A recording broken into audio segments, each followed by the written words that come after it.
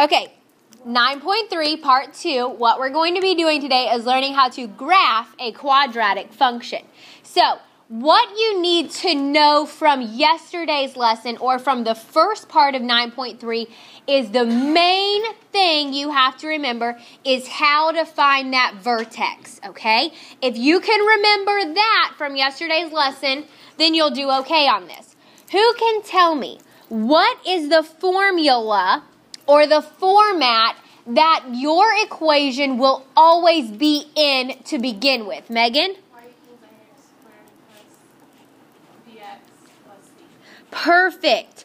Y equals ax squared plus bx plus c. Now, obviously, a problem on your quiz or test or homework is not going to say ax, b, c. Okay, what it's going to say is it's going to say something like this. Y equals 2x squared plus 4x plus c. And you're going to label a, b, and c to begin with, okay? Anna, tell me, what is a? 2. What's B? 4. And what is C? 1. Oh, I put C. I'm sorry. That should have been a 6. That was my fault. So C is 6, okay?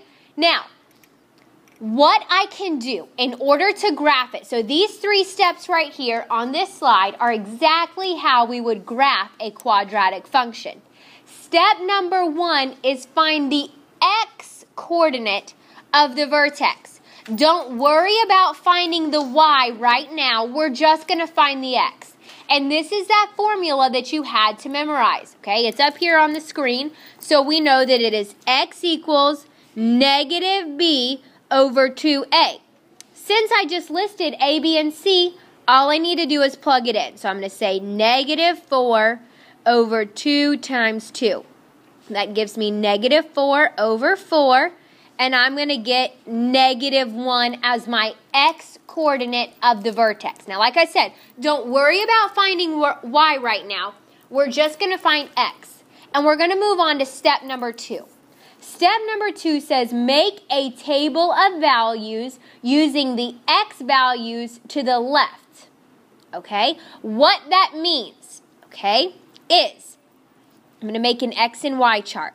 So I'm going to have my x and my y. This should say actually to the left and right. What I'm going to do is that vertex that I found has to go directly in the middle of my x and y chart. What I'm going to do is I'm going to find the next 2 values that are smaller than negative 1 and the next 2 values that are larger than negative 1. So if you're looking at a number line, think of it that way. What would be the number directly after negative 1 that is smaller than it? Negative 2. Do one more smaller, negative 3. Now, if again we're looking at a number line, what would be the next number that's larger than negative 1? 0. And then the number after that? 1. So these are the values that you're going to use for your x. There must be 5. There must be 5, okay? You do not want to do 3. You can't do 1 on either side of the vertex. And you definitely don't want to do 7 because then you're going to do a lot of work that you wouldn't technically need to do, okay? You say, all right, well, we found our x's, but how do we find our y? Plug it back into the original equation. You said for all of them, I'll teach you a little shortcut, but for right now, let's start and let's go from left to right. Okay, so I'm going to start with negative 3, and I'm going to plug it in for x in my original equation. So I'm going to say 2 times negative 3 squared plus 4 times negative 3 plus 6. Now, you can plug this in your calculator and let your calculator give you the answer. Again, you don't even need to show work.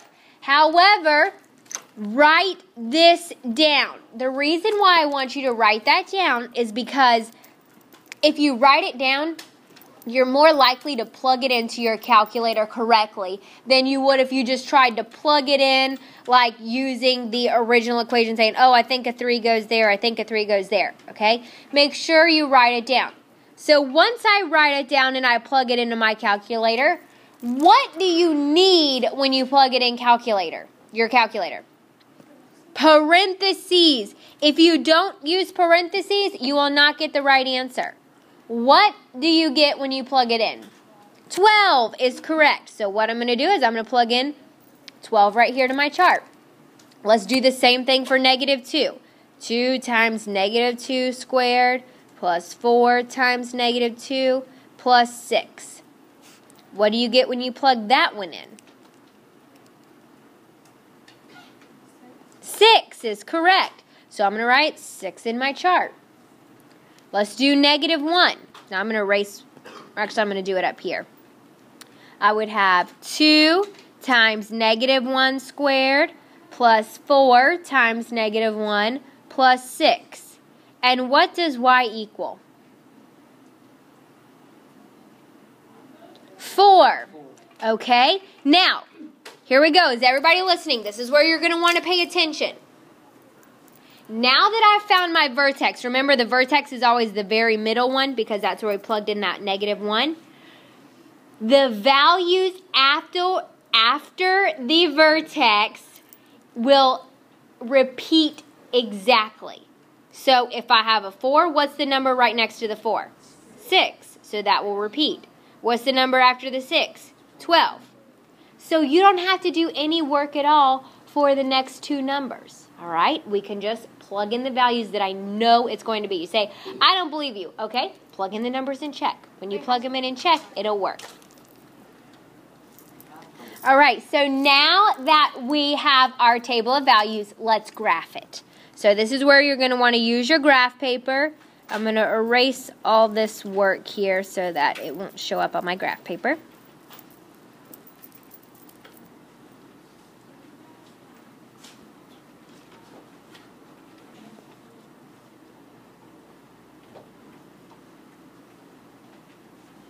Because I know most of my points are going to be above the x-axis because they're positive values for y, I can draw a graph like this. I don't need it to be exactly equal on all four sides.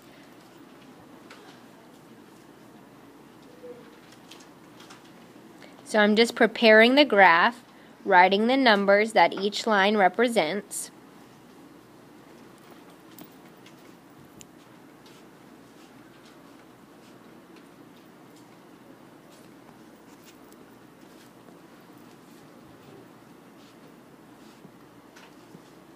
And the graph that we should get should be a parabola. So remember, it'll be a U-shaped graph.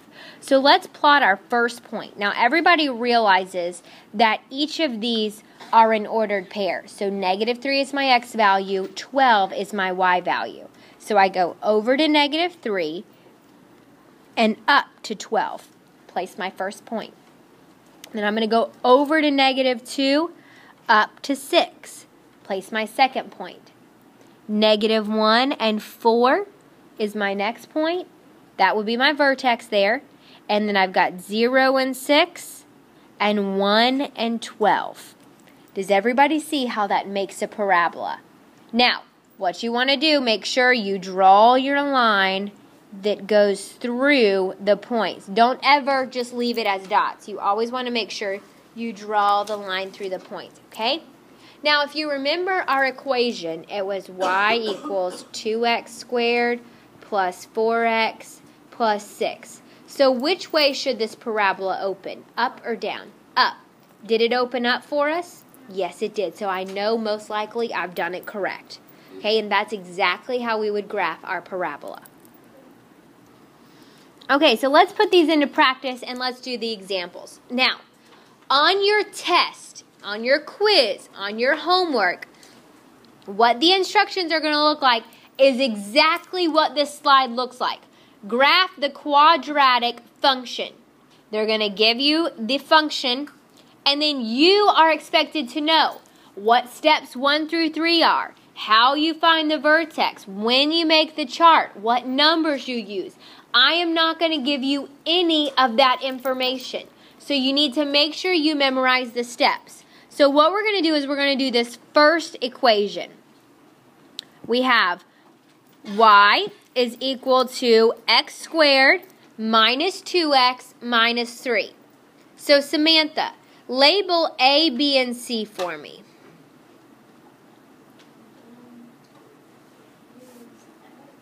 What's the number in front of x squared that I don't see but I know is there? 1. Very good. Anytime you don't see that number, it's 1.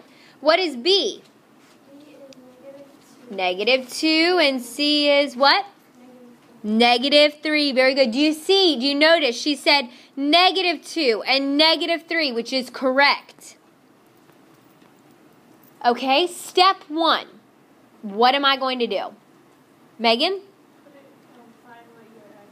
Find what my x is, and how would I find what my x is? Very good. Use the formula. X equals -b over 2 times a. What if the b that I have is already negative? What happens to it? It becomes a positive. Then 2 times a, which is 1. 2 over 2 is 1. All right. Step 2. What am I going to do, Tyler? You are going to put you got to put the 1 with the numbers, the y. No, I don't want to find y just yet. Jensen? Make it a table. Make the x and y chart first.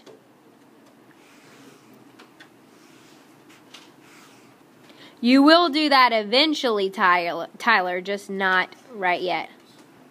Okay, so what are my other two values to the left of it going to be? 0 and -1.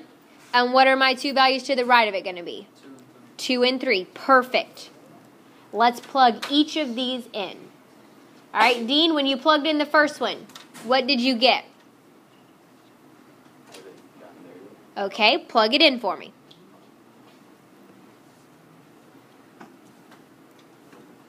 So we would do -1 squared minus 2 times -1 minus 3. Who's got that? Megan? Shouldn't be -4.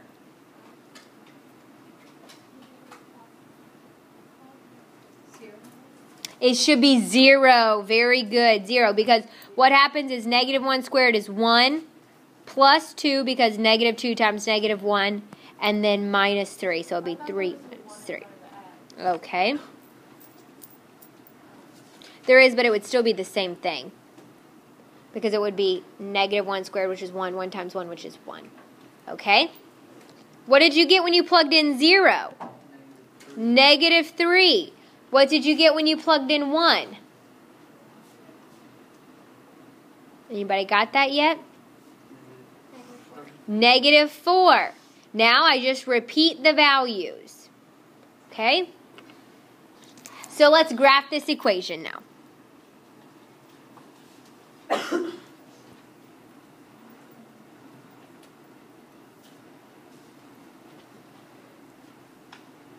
Make your X and Y axis.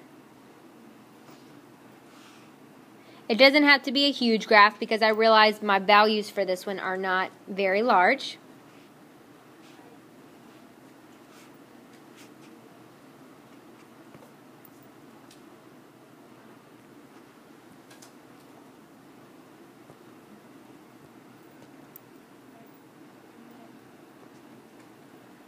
Okay, now that I've set up my graph, where is my first point going to go? Jensen?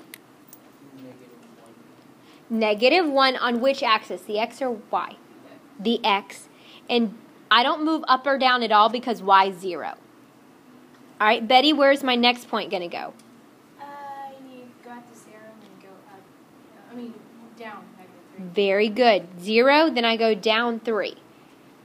Then I'm going to go over to +1, down to -4. Then over to +2, down to -3. Then over to 3, and I stay right there because Y is 0. Remember, draw your line through. And here is my parabola.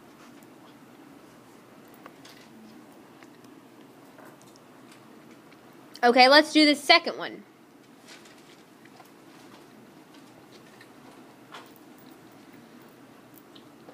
Now, who can tell me, what is A, B, and C in this problem? Because it doesn't look like the ones that we've been doing. Seth. A is negative 2. Perfect. B is 0 and C is 0. Seth, how did you know it wasn't 1?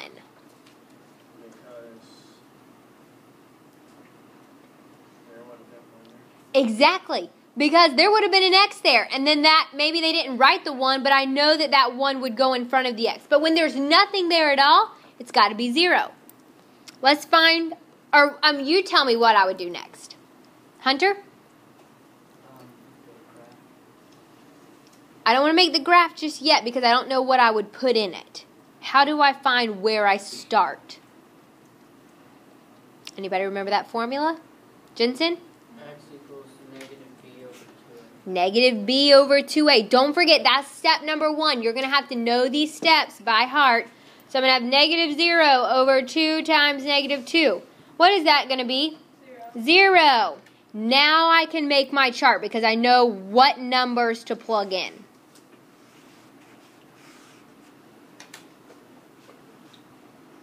Zero goes in the middle. What are the numbers that go to the left of it? Negative 1 and negative 2. Perfect. Negative 1, negative 2. What are the numbers to the right? 1 and 2. This one's going to be pretty simple to plug in because it's just a very small equation. Y equals negative 2 times negative 2 squared. Y is equal to what? Seth?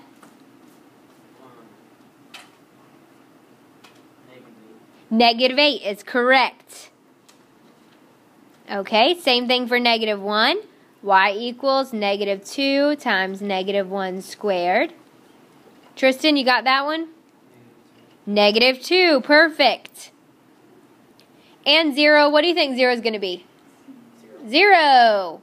Now what would I do for my next two values? Negative 2, negative 8, just repeat. All right, let's graph this.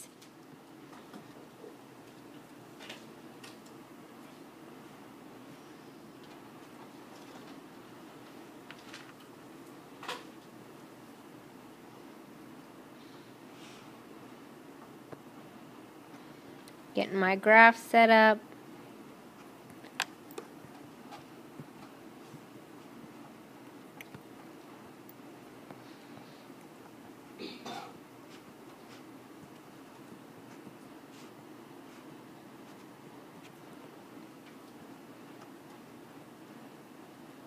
All right, where is my first point going to go?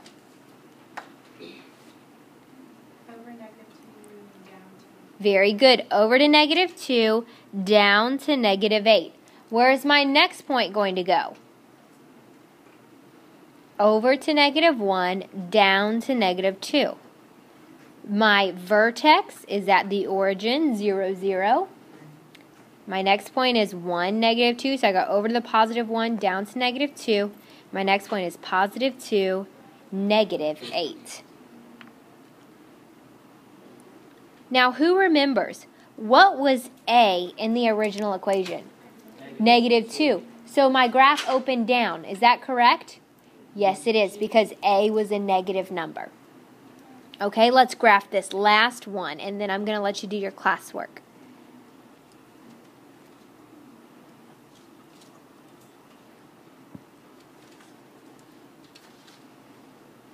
Somebody label A, B, and C for me. Megan?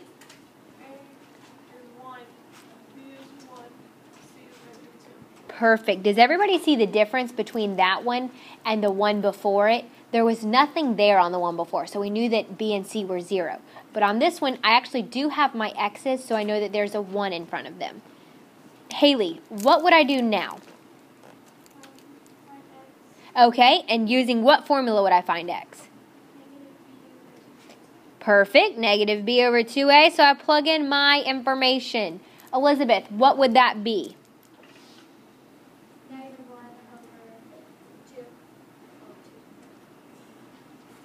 2 times 1. And what do I get? Negative 1/2. You say, oh, It's a fraction. I don't want to do fractions. I hate fractions. Let me show you how you would do it, okay? It's not all that terrible. We're going to make our X and Y chart just like I would. And from what I can assume, not everybody wants to sit here and use fractions for the rest of the time, right? We want to get it to whole numbers. So what I'm going to do is I need to plug my -1/2 in the middle, but I'm going to ask myself, let's say on a number line, what would be the next whole number that is smaller than -1/2? -1. The next number after that, -2. What's the next number that's larger than -1/2? 0. And then 1. Don't forget right there and say, oh, the next number that's larger is 1. Because if you do that, your graph is going to be off. Okay? The next number, think about it on a number line. This was my number line and I had 0. -1/2 would be here. And we keep going. So make sure you know which numbers are smaller and larger. So that way, I don't really even need to deal with a fraction, well, more than 1, okay? So let's plug it in, our calculators, and find out what I'm going to have. -2 squared plus -2 minus 2. What is that going to give me? Anybody? 0. Same thing for 1. -1 squared plus -1 minus 2. Who's got that one? -2. Okay, here's the one I want you to pay attention to. Now we've got a fraction. We're going to plug it in our calculator just like you would a regular number.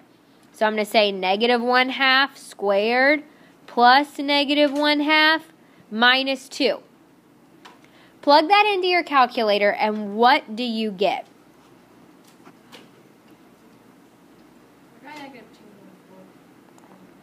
Not -9/4. Now, what you want to do is you want to make this a mixed number because it's going to be much easier to find that mixed number on the graph than it is to be able to find -9/4. So, Betty, what was the mixed number you got? -2 1/4. So I can put that here, and then remember, I can still repeat -2 and 0.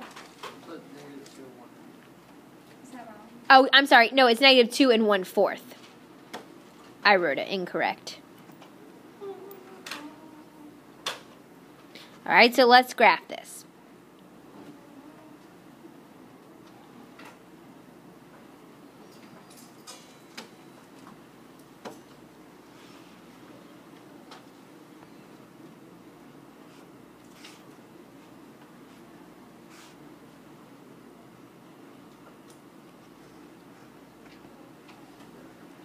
So my first point is going to be at -2, 0. So I go over to -2 and I stay right there. My next point is -1, -2. Then my next point is -1/2. Where is -1/2 located on the x-axis? Exactly, between the -1 and 0. So somewhere right about there. Then I need to go down -2, so I go all the way to -2, and then 1/4. So I'm going to get it as close as I possibly can. I'm not going to sit there and go, oh, no, that looks like it's going to be 1/5. That you don't get credit for it, okay? No. As long as you're close, then I'll count it correct, all right? Now, don't put it like down here. Obviously, that's not correct. So that's how you would graph a fraction. Then 0, -2, and 1, 0. So here is my parabola. Again, make sure you draw your line through it. And that is how you correctly graph parabolas, okay?